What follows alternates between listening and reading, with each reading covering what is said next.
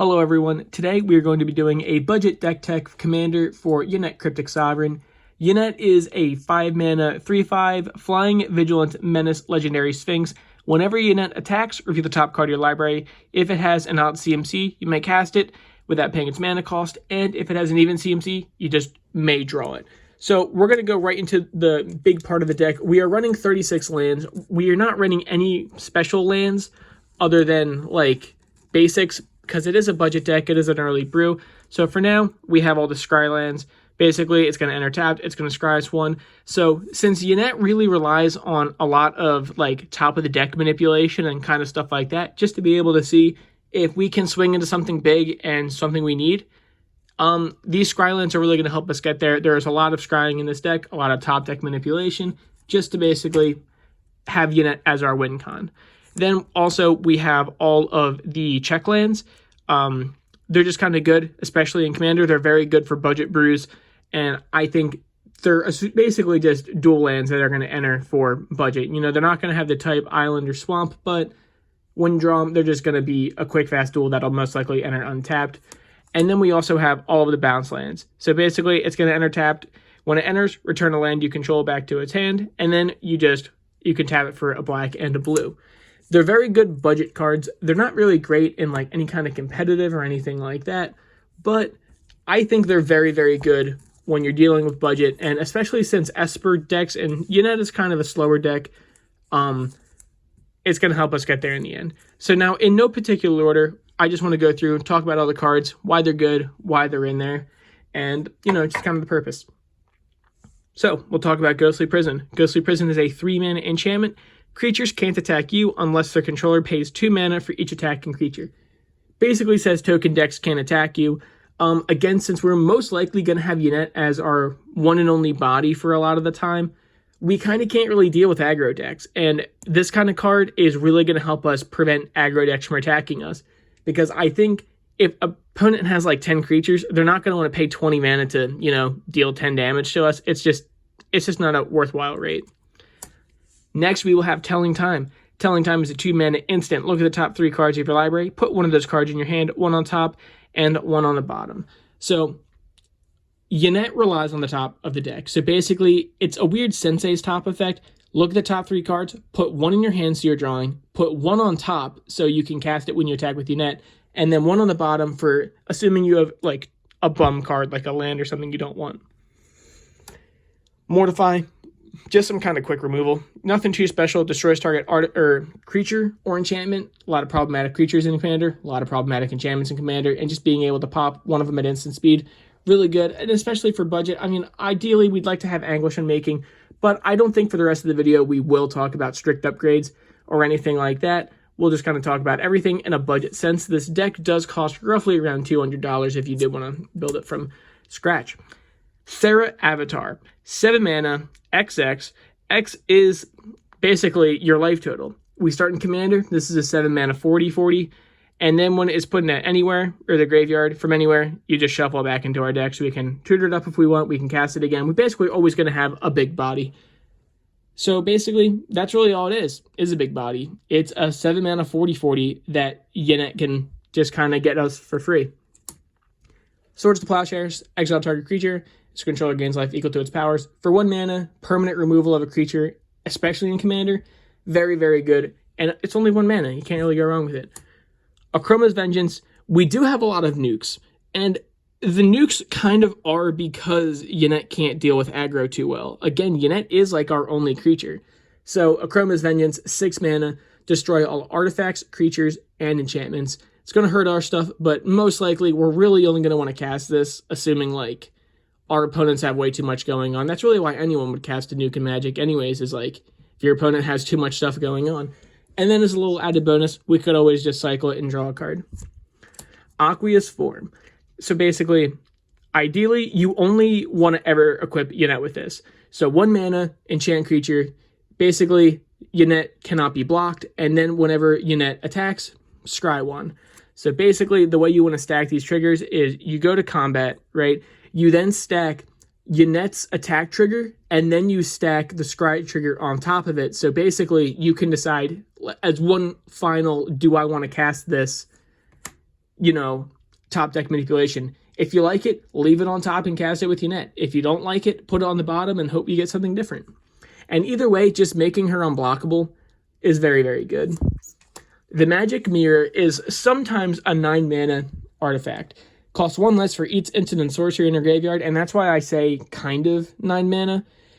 You have no max hand size, and then at the beginning of your upkeep, put a knowledge counter on the Magic Mirror, then draw a card for each knowledge counter on the Magic Mirror. It's just going to be a lot of card draw. It's never going to cost this much if we can't cast it with Yennett, and if we do cast it with Yennett, it's incremental card draw. We won't really get an immediate benefit, but then we'll be drawing 2 next turn, then 3, then 4. It's just going to get us there. It's one of those cards, and one of the big issues Yennett does have is getting these kind of cards in your hand. You get these big CMC cards that you just can't cast. And no one, and I'm sure you guys, when you play Commander or Magic, you don't want to start the game with like a 7-mana card in hand unless it's going to be game-changing, right? And Yennett does have a lot of these game-changing cards, but 7 mana is a lot to see when your opening hand is really only showing 3 lands. This is the card. I like this card a lot because it kind of is discounted. It's not going to be that. Most likely, by the time, if you don't cast it with Yennett, it'll probably only be like realistically 5-6 mana tops, because Yennett does have a lot of instants and sorceries of the like. Scheming Symmetry, kind of a staple in Yennett. It's a 1 mana. Choose 2 target players. Each of them searches their deck for a card and puts it on top. So it is a 1 mana hard tutor for Yennett. You basically pick any card in your deck you want to cast, and then you just do it when you attack. And I guess your opponent gets a tutor, but I'll put this to the side. And then when we tutor with it, I'll usually show what we do tutor with it. Darksteel Ingot, 3 mana, indestructible artifact. Add 1 mana of any color to your mana pool. This card has been in the deck for a while. As you can see, I think that's a 2017, or when did Yennett come out? 2017, 2018, or around that area. Darksteel Ingot is one of these new obsolete cards. When you have Skyclave Relic, which is literally a copy of Darksteel Ingot, but it has kicker and can give you more, Darksteel Ingot is soon to be replaced with Skyclave Relic. But either way, 3 mana, and then getting a mana of any color to the top of your deck, very good. And it's indestructible. Chromatic Lantern, 3 mana, lands you control, can tap for any color, and then this taps for any color. It's good fixing in a 3-color deck. It's good ramp, especially when you're playing colors that don't have ramp. Chromatic Lantern, it's really just there for good fixing. The Eldest Reborn, 5 mana. When it enters the battlefield, each opponent sacrifices a creature or planeswalker, and then on your next turn, each opponent discards a card, and then on your next turn, put target creature or planeswalker from a graveyard onto the battlefield under your control. This card's good and bad at the same time. It's bad assuming you're playing a token deck, or one of your opponents is playing a token deck. Sure, it's really not going to do much. Or if they have a lot of dorks on the field, it's not going to do much. But if your opponent's playing a Voltron deck, if they're playing an equipment deck, or something like a battle cruiser deck where they really don't have these kind of cards, like creatures to spare, it can really hurt them. Even combo decks, it can mess it up too. The discard ability is all right, but and then we get to the final ability, which is you just reanimate whatever, a creature or planeswalker from any grave, so we can get our opponent stuff too. But mainly, it is just going to be a 5 mana edict effect that is only going to get incrementally better. Ponder, look at the top 3 cards of your deck. You may put them back in any order, and then you may shuffle your deck, and then you draw a card. So ideally, what we do is we play Ponder. We look at the top 3 cards of our deck. We put one that we want in our hand, right? The one we want to cast on top, and then the other one, if we want it, we just put it on the bottom. This is good. If we get all lands, we may shuffle our deck, which is good. And then we can draw a card, which is also very good. Ponder, I can't really say how good it is enough. It's going to get us exactly what we want. When we attack with Yennett, it's going to fix the top of our deck. It's going to be card draw. It's just a great cantrip. Cavalier of Gales, 5 mana flying 5/5. When it enters the battlefield, draw 3 and then put 2 cards from your hand on top of the library. That is an issue Yennett has, is what do you do if you draw one of these big bombs you want to cast with Yennett? Well, we have cards like Cavalier Gales to kind of help us out with that. So since he will basically draw us 3 cards, we can put 2 on top from our hand, not among the 3, just from our hand and we can put it on top. So if we do get one of these big chunky spells or creatures, we will be able to cast it instead of it just being stuck on our hand. And then when it dies, shuffle it into the deck and then scry too, which is also really good for us because Yennett loves scrying. In Garrick's Wake, destroy all creatures you don't control and all planeswalkers you don't control. This is a card that is good to scheme up with Scheming Symmetry. You know, it's just a tutorable nuke that is really a one-sided tutorable nuke, but we'll digress from that. 9 mana is a lot though. Counterspell, we're playing Esper. You got to have a little bit of control and you got to have kind of ways to deal with your opponent's cards. Counterspell is just kind of one of those, classic ways to do it. Smothering Tithe. There is not much ramp in Esper. There just isn't. So Smothering Tithe is kind of like a weird Rhystic Study ability. 4 mana, whenever an opponent draws a card, that player may pay 2. If they don't, you make a treasure. Now, this kind of card gets ability really good when you're in a 4-player pod, and then most likely people don't want to pay 2 mana to have you not get 1 extra mana. Generally, I don't think it's a big deal to let an opponent have 1 more mana if it means that me, as their opponent, gets to basically not be punished for it. And it gets really good when you have wheel effects, and it gets really good when then this pot of 4, you're going to have 3 rotations. Most likely it's going to pay for itself, if not most of the way. You'll most likely get 3. Either way, good color fixing, good ramp. Merciless Eviction is the probable best nuke in all of Magic, in my opinion. 6 mana, choose 1, get rid of all artifacts, all creatures, all enchantments, or all planeswalkers. So basically, it's a selective nuke that exiles that you get to deal with whatever you don't like. If you're dealing with a big scary board state of creatures, it's out of here. You're going against a combo or an artifact deck, it's gone. You're going against Enchantress, it's out of here. You're going against Super Friends, don't even worry about it. And generally, it's not going to hurt us as much. Yennett cost 5, which is a lot, but if we need to kill all creatures, it's really not going to be a concern. In any deck with high CMC commanders of 4 or greater, you guys can probably all agree that killing off your 4-mana commander to wipe off your opponent's entire boards forever it's marginal. It's not even a thought. Shieldred Whispering One. 7 mana 6/6 with Swamp Walk. At the beginning of your upkeep, return target creature card from your graveyard to the battlefield. At the beginning of each opponent's upkeep, that player sacrifices a creature. Good for 2 reasons. Multiple reasons, but we'll just say the main 2. 1, it's going to let us reanimate big chunky boys. Let's say we have another card just as big or good as Shieldred in our grave, we just get it right back. And then it also acts as an edict effect to our opponents. And it's also just a 6/6 that's sometimes unblockable.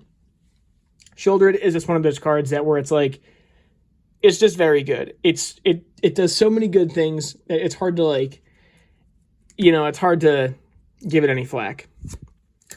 Divine Reckoning is another good nuke. 4 mana, each player chooses a creature he or she controls, just destroy the rest. And then it has flashback. So we'll choose Yennett. And then we'll get rid of everything else. If anything, it's going to make Yennett unblockable because it's flying and menace for the turn anyways. Very good card. Yeah, it's not even, but a lot of these cards that aren't odd are in this deck for a reason. And this is one of them that's going to say, hey, you're going to wipe basically the whole field. Token decks don't stand a chance, or any really go-wide battle cruiser. They just kind of get one thing. Most people will save their commanders, and then you can just do it again at a later date. Teysa, Envoy of Ghosts, 7 mana 4/4, Vigilance, protection from creatures. So basically just unblockable and very good blocker.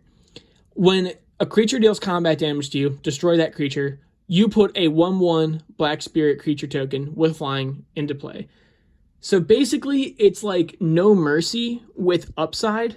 It's basically No Mercy that is basically can make you tokens, and that is an unblockable creature and basically an unkillable blocker, unless you have hard removal. But again, an opponent wants to swing into you, you can just take it, and then they'll lose their creature. It's very good overall.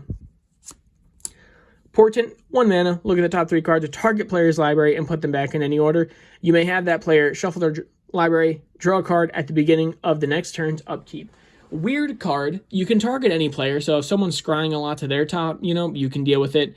If we're doing, like, we can target ourselves. That's mainly what we're going to want to do with it, is basically target ourselves, look at the top three cards, rearrange them in any order. We'll attack with Yennett, and then next turn, we'll just draw a card. So that's kind of why it's in the deck, is to hit these big cast triggers with Yennett. Liliana Vess. 5 mana with 5 starting loyalty. +1, target player discards a card. Not really what we want. We want the minus, which is search your library for a card and then put it on top of your deck. That's what Yennett loves to hear. It's basically like a multiple use, like one-sided scheming symmetry almost, and we can do it twice. So that's what we'll do. So if anything, we can always all right, Yennett's ready to attack. We'll play Liliana Vess. We'll minus her. We'll tutor up like an extra turn spell.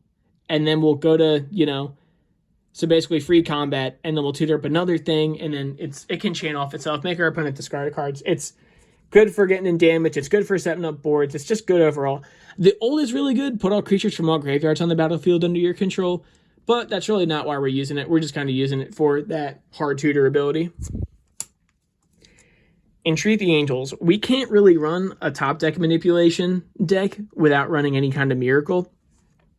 So normally 3 white XX, create X white angels with flying. Or we can pay, if it's the first card we draw this turn, we can pay white X and then make that many. It's super, super nutty card. You can just flood the board with angels for no price. Realistically, let's do a small price. Let's say X is 3. That is a super powerful spell. Just a 5 mana sorcery that says get 3 4/4 angels with flying. That card would never exist. Entreat the Angels, super bonkers card.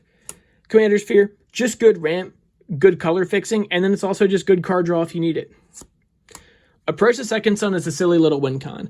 7 mana. If Approach the Second Sun was cast from your hand and you cast another spell named Approach the Second Sun this game, you win. Otherwise, put Approach the Second Sun into its owner's library, 7th from the top.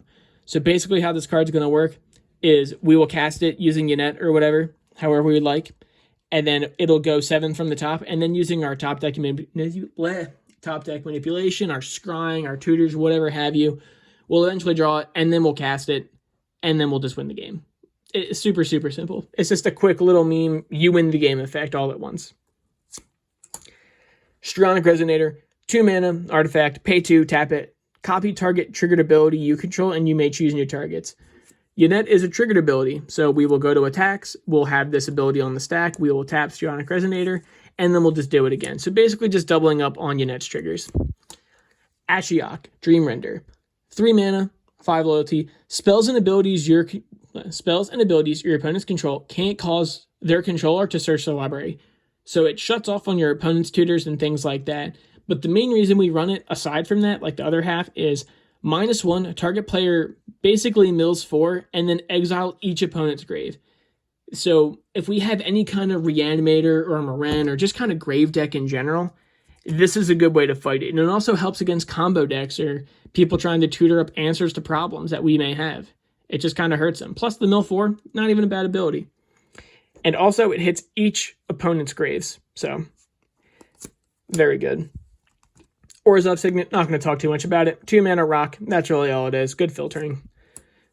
Then we have Artisan of Cosilick. You can't really have a big mana deck if we don't have any Eldrazi in it. So Artisan of Cosilick, 9 mana, 10/9. When you cast him, you may return target creature card from your graveyard to the battlefield, and then he has Annihilator too. So Yennett does cast. It's not just put it into play. Yennett does cast these creatures. So we do get all these big Eldrazi cast effects. So we will just get a hard reanimate from it, and we will get a 10/9 with Annihilator. Another big Eldrazi, Void Winnower, 9 mana, 11/9. Your opponents can't cast spells with even converted mana cost, and 0's even. And then your opponents can't block with creatures with even converted mana cost, which is tokens as well. So this basically shuts down half of our opponent's decks. If they better have removal, that is odd. Because if they don't, they're not casting anything. They're not casting their odd CMC commanders or equipment or anything like that. You just got to get rid of it once you see it. If you can. Overflowing Insight, 7 mana, target player draws 7 cards. That's really it. You know, it's just a great way to refill your hand. And drawing 7 cards is going to give you a lot of options, like a lot of tutors, a lot of top deck manipulation to see what you want. Just overall, very good. Angel Despair, basically 7 mana flying 5/5, and when it enters, destroy target permanent. It's just good removal, hits anything you want. And that's kind of why we run it. Just a 7 mana flying body that is already a threat on its own. That will also just remove the biggest problem on the board. And I like to look at these cards. Yeah, I'm sure you guys have seen the deck has a lot of high CMCs. That's why we run 36 lands. That's why we run a ton of rocks. But a lot of these mana costs can be daunting. But again, we're kind of in it for the long game. We're not trying to win turn 5 or so. We're probably most likely looking to win ideally on turn 8. Mystic Confluence should be in every blue deck, I think. Within reason, like obviously no 5-color decks, maybe even 4-color decks. I'd say any 3 to 1-color decks. 5 mana, choose 3. You may choose the same mode more than once.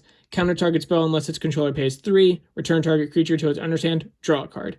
Super nutty card. More often than not, I've played this card as just 5 mana, counter target spell, draw 2 cards. Or it's just you can pay like counter target spell unless its controller pays 9, which just doesn't really happen. You can bounce 3 creatures, or just, let's say you need to refill your hand, draw 3 cards. Or you do it any combination. You need to draw 2 cards, bounce a creature, counter spell, bounce a creature, and draw a card. You can just do it every which way. These modal spells, very, very good in my opinion. Propaganda, basically just blue Ghostly Prison.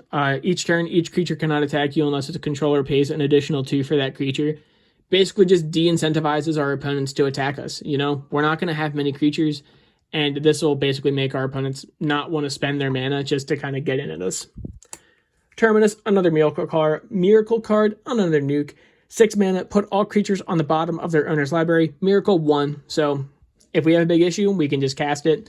For 6, if we draw, we could cast it for 1, but most likely, we probably just won't ever want to cast it for 1, assuming we're in a good spot. But again, we just do have that option if we need to with our top deck manipulation. Emrakul, the Promised End. 13 mana, 13/13.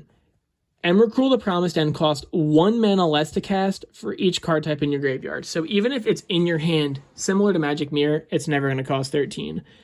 When you cast Emrakul, you gain control of target opponent during that player's next turn. After that, that player takes an extra turn.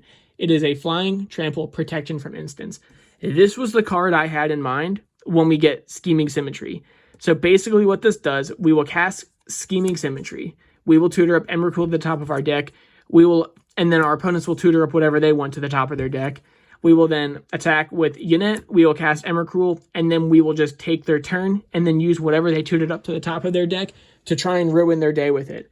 And even just going as a base value, taking someone's turn, attacking with their creatures into a 13/13, and then you still choose how they block, very, very good. Negate, just a good little basic counterspell. It's like a budget deck. Negate. Negate's fine in budget. Just counter target non-creature spell. 2 mana instant. No big deal. It's just good removal, or good interaction too. Azuria's Signet, just like Gorzov's Signet, just a good rock, good fixing. Same thing with Dimir. Brainstorm, instant, 1 mana, draw 3 cards, put 2 cards from your hand on top of your library. Again, if we do have big mana cards in our hand that we want to cast with Yennett, Brainstorm is the kind of card that'll help us put cards from our hand back on top of our library to be able to hit with Yennett. Prognostic Sphinx. 5 mana, 3/5. Flyer, says discard a card and tap it. It gets hexproof until end of the turn. And then when it attacks, scry 3. Really good ability. So when you think we will, and we'll talk about Centropus in a second. Basically, the way we attack with both, and then we will stack Yennett trigger on the bottom, and then the scry 3 on top. We will just get kind of like, we'll dig 3 cards deep to see if we want any of them and see what we can do. Send Triplets, 5 mana, 3/3. At the beginning of your upkeep, choose target opponent. This turn, that player can't play spells or activate abilities and plays with his or her hand revealed, and then you can play cards from that player's hand. It's just kind of fun interaction. It's probably not super great in the deck. It's Esper, but it's just like some good interaction to play cards from our opponent's hand. If they have any kind of kill spells or any kind of ramp, we could get access to it, basically. Ulamog the Infinite Gyre, another good card to tutor up with Scheming Symmetry, Liliana Vest, you name it. 11 mana, 10/10, indestructible. When you cast it, just destroy target permanent. And he has Annihilator 4. If you would be put in your graveyard from anywhere, shuffle your graveyard into your library. No one ever wants to deal with Ulamog. He's just a hassle. It's tough to get rid of a 10 mana, an 11 mana 10/10 with Indestructible and Annihilator, and he's going to eat something on your board. And even if you do get rid of it somehow, you put it in the grave, like he's just going to come back again. The only way is you're going to have to exile it, and that's easier said than done, most likely. Crystal Ball, 3 mana, artifact. You can pay 1, scry 2. It's just kind of a good add for Yennett to, before combat, pay 1, and then just kind of see it's on top if we don't have any other kind of scrying action going on. Soothsaying, super nutty card. 1 blue. You can pay 5 to shuffle your library, or you can pay X to look at the top X cards of your library and put them back in any order. Super, super insane card. You know, you just basically pay whatever you want, and then you organize the top cards of your deck to see whatever you want to hit with Yennett. So usually I pay 3 or 4 because you're probably going to find a good hit going that deep, and then just attack. And if you have something really going on, you can just shuffle. Blatant Thievery, you just blatantly steal your opponent's permanents. 7 mana for each opponent. Gain control of target permanent that player controls. You basically just take the best thing each of your opponents control just for attacking with Yennett. Spectral Searchlight, 3 mana, tap it, choose target player, that player adds, or choose a player, that player adds 1 mana of any color of their choice. This card's kind of bad and it's kind of good. So worst case scenario, it's a 3 mana rock you just target yourself with and you kind of ramp yourself a little bit. Or, and I'm sure many of you guys have seen, let me paint you a picture. You're playing Commander and let's say you're in a 3-person pod. One of your buddies is about to win. You know, he has way too many creatures on the board for you or your other friend to feasibly have a chance at living, right? But one issue your opponent's saying is, I could wipe his field if only I had 1 more mana. If only I had 1 more mana, I could deal with that. This kind of solves that problem, you know? And I'm sure you guys have been in situations in your Commander games where you thought, oh man, like this would be game-changing if I had just 1 more mana. And if your opponent could give it to you, why not? Or again, like that's if you want to give it to your opponent, most likely will just use it for yourself. You know, it just all depends on the situation. Soaring, it's soaring. I'm not going to talk about it. A Minuto, the Fate Shifter. The face of the precon. It's basically Esper, +1, draw a card, then put a card from your hand on top of your library. This kind of deals with Yennett's little issue of, hey, if you have cards in your hand, you can't cast it. Then you can -1 to exile target permanent you own and then return it to the battlefield. So a quick little like blink effect kind of deal. Let's say you had that Angel of Despair that blows up target permanents. You could just get a little blink effect going on and do it again. The -6 isn't really, we're never really going to do that. I mean, theoretically, we could. Let's say like our opponent has like a super insane board state and we want it, but it's just kind of a weird ult and we're mainly using it for the draw effect. Time Wipe. 5 mana, return a creature you control to its owner's hand, and then destroy all creatures. I'll return Yennett to my hand, destroy all creatures. Classic nuke, keeps our commander safe, while at least costing not going up in commander attacks. Absorb. 3 mana counterspell, you gain 3 life. Can't really beat it. It's a good rate. Utter End. 4 mana, exile target non-land permanent. It just helps us get rid of with like anything. And this card's actually kind of a, you know, I took it out originally. It came with the thing and I put it back in. And the reason I really added it is there's been a good influx of indestructible creatures entering Magic with Theros gods and, you know, even these new gods entering from Kaldheim, or whatever you want to call it. A lot of more indestructible permanents are entering, and they're going to be harder and harder to deal with. So we kind of going to want cards like Utter End. Diluvian Primordial. 7 mana, 5/5 with flying. When it enters the battlefield, for each opponent, you may cast up to 1 target instant or sorcery from that player's graveyard without paying its mana cost. If the card's cast this way, you just exile it. Basically gives us the Sunday surprise for any of our opponents. We look through their grave, we take the best instant or sorcery from each of them, and then we cast it. Worst case scenario, we get like some ramp, no big deal. Best case scenario, we could get tutors, we could get nukes. you know, the kind of the sky's the limit on it. So it all depends what our opponent's playing, but either way, very good. Brilliant Ultimatum. One of the original Ultimatum, actually the original Ultimatum cycle. It is a 7-mana sorcery. Remove the top 5 cards of your library from the game. An opponent separates them into 2 piles. You may choose any number of cards from one of those piles and cast those cards without paying their mana cost. It's basically the best version of Fact or Fiction. I'm not saying Fact or Fiction's bad. Well, not that Fact or Fiction's bad. It's just like, you separate it into piles and then you get to cast them without paying their mana cost with this Brilliant Ultimatum. Return to Dust. 4 mana, instant, exile target artifact or enchantment. If you cast a spell during your main phase, you may do it again. This card, in my opinion, and I might get some hate for it, kind of obsolete. Think about it like this. You have Heliod's Intervention, right? Which is 2 white and then X, and it says destroy up to 2 target, or destroy up to X target artifacts or enchantments, or you can gain twice X life. Realistically, this card's only good if you're doing it during your main phase, and you really don't want to cast instants during your main phase. And Heliod's Intervention, yeah, it's not going to exile, but it has a much higher ceiling on it, and it's modal, so you can do more things with it. Devastation Tide, another miracle card. 5 mana, or it could be 2 mana. Return all non-land permanents to their owner's hand. Super good effect.